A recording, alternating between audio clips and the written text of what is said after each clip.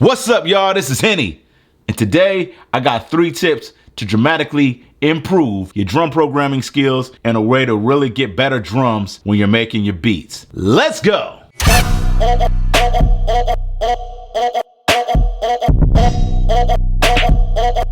business. Want to come with a quick video. A lot of people have been asking me, how do you get better drums, better drum programming in your beats? So I'm gonna break down a track that I have, give you exactly 3 tips to think about when you think about your drum programming. First tip, texture. Let's talk about texture. Right now, I have a track that I have created when I was working on my homie Isaiah Thomas's documentary. I was working on a track for him. That was kind of like his comeback track when he first got back to the Cavs in his first game on the Cavs. And so it was very dramatic, has a lot of, a lot of energy in the track. So I want to show you exactly how I broke down the drum programming, and let's talk about texture. Get my headphones going on. We're about to go live, baby. Main thing you want to think about when you think about texture is making sure you have different elements to your drums, right? You think of drums, you think of a kick, you think of a snare, some hats, percussions, all around is going to create great drum programming, right? So the main thing you want to think about when you think about texture, does it have distortion or grit? Is it kind of fat and round? Does it snap? Does it pop? Does it click? Does it crash? All of these things you can hear when you hear your drums. And when you're making great hip hop tracks and you're trying to create those standout drums, specifically if you want to create drums that become your own, you want to layer, right? A lot of people talk about layering drums. So let me show you. I have these 3 kicks and these 3 snares. Right? This is the track that I created, solo this track. So now you see I have all these kicks, and I'm gonna play you the kick and the snare that I started out with.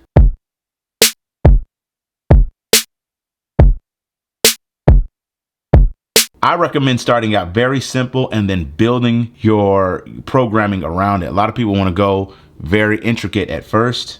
Think about it as drawing. Think about it as really building something up. Start simple and then build your intricacies around that. Let me slow load just the kicks.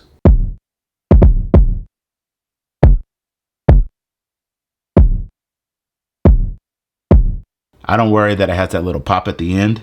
I kind of like that sometimes, but it's filling out that kick because you want to have a great snappy, crispy top end, a hefty mid, on a booming bottom of that kick. So I layered 3 kicks for this. And I also brought in this. So you have your top, right? Right? And then at the bottom. Now with the snares, add another snare. So you have 2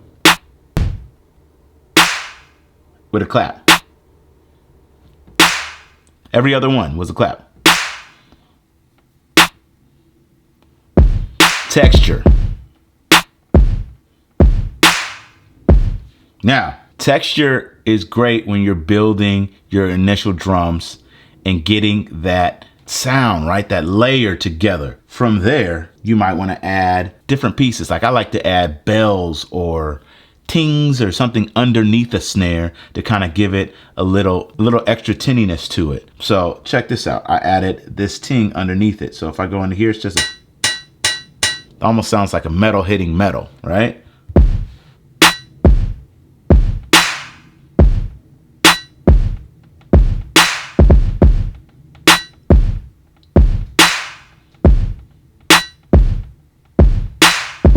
Second thing you want to think about is embellishment. What I mean by embellishment, that's like adding, everything around a drum, right? So you take your drum, your kick and your snare, start there, and then you start to embellish. Embellish with your hats, embellish with your percussions. So let me show you how I'm doing that. I started with some hats.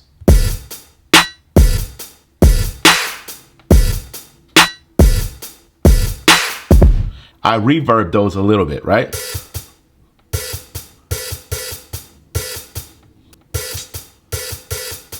That gives it space. Think about your drums. Always think about your music in a 360 spherical way, right? You want stuff sitting on the sides. You want sitting kind of close. You want something sitting right in the middle.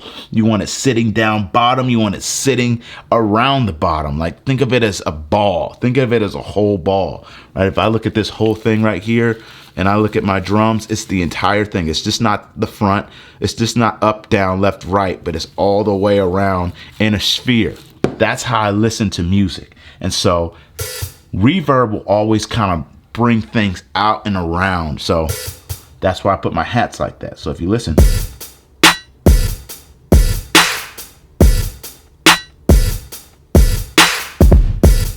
gave me some initial hats, but maybe I want to get the rhythm going a little bit better. So I added more hats.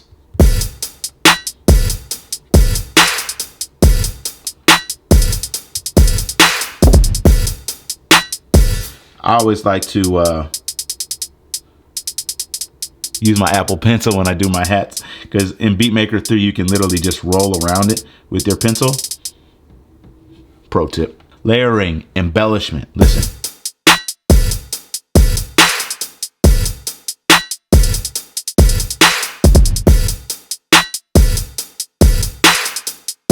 Another way I like to embellish is by adding fills or doo-doo-doo or something like that, or toms or do-do-do-do-do-do-do. Either some things that can give you a little bit more rhythm and embellishment to your initial texture, your initial layers, right? I have that. That's just a snare, kind of a snare roll. I put that kind of in front of where the snare would hit. Bat, bat. So that's a way that I could kind of give it a little bit more embellishment, right, to the drum. See what I'm saying? See how it's starting to come together. Now, when it comes to drum programming, swing is very important. Your third tip is always making sure it has swing. Doesn't matter if you're doing maybe a trap beat that's more on the one, you know, it's going to be bouncing like that. Most people are going to bounce their heads like that. But if you give it a little bit of swing, it's going to give it more rhythm, and it might be so subtle that people don't even realize it. A lot of times what I'll do is I'll take my hi-hats and I'll, go in there. It doesn't matter what program you're using. Instead of them being directly on the one, I will just go ahead and swing them out, give them a little bit more space in the track so they're not hitting directly on the one. And I'll do that by switching my editing to freehand on BeatMaker 3, and I'll just drag it. See, it could start on the one, but I just kind of dragged it out just here, just a little bit, just to give it swing. So maybe I wanted a little bit more.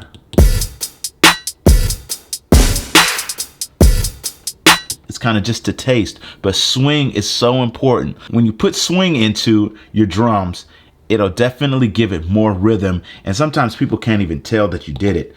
It just feels different. It'll increase the way that it feels. And so it's not just so staticky. And when you have static drums, sometimes you don't get the rhythm that you really want. And so a lot of times I will add percussions and I will add hats and everything around my good textured drum, right? That's straight up and down, and just layer it and give it swing. The last thing I brought into this track drum-wise was a sample that I found online. I found an 808 drum loop online, and I said, yo, this works perfectly with the drums and the intensity that I wanted. Let me show you how I did this. Let me play it for you originally how it is.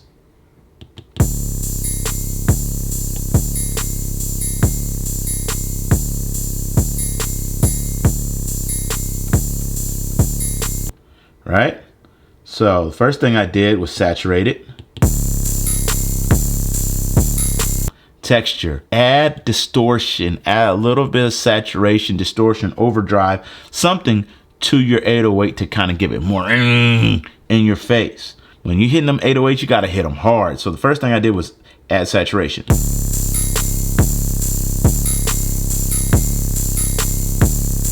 Some people probably would have used that together, and that would be the the whole kit itself. I just used it to layer what I had.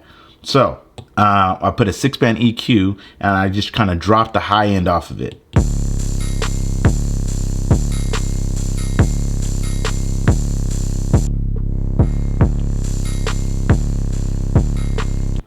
Next thing I did was use the Maxima plugin and kind of beefed it up.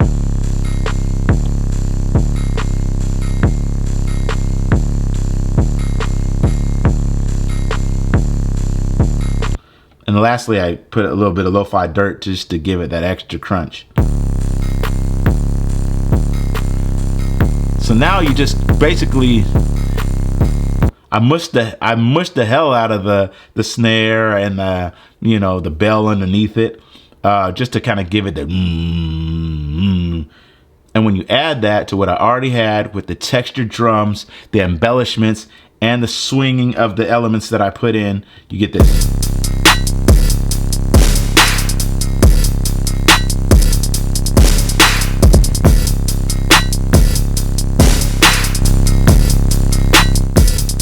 Now it's starting to feel heavy, right? Really heavy. And it wasn't much that I needed to add. I had some horns that I put in there. If you use these 3 tips, texture, embellishment, and swing to your drum programming, I promise you, when you think about that, it will take your drums to a whole nother level. It will take your drum programming to a whole nother level. This is how that track came out.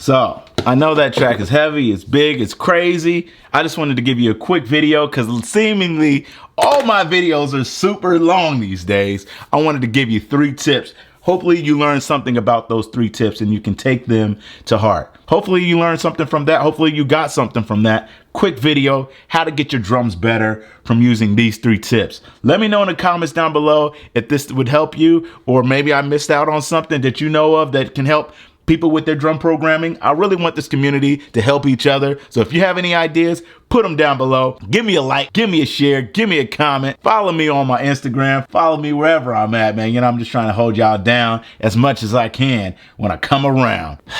Don't ask me why I said that. But yes, that's it. 3 tips for the day. I'll catch y'all in the next one. And I'm out.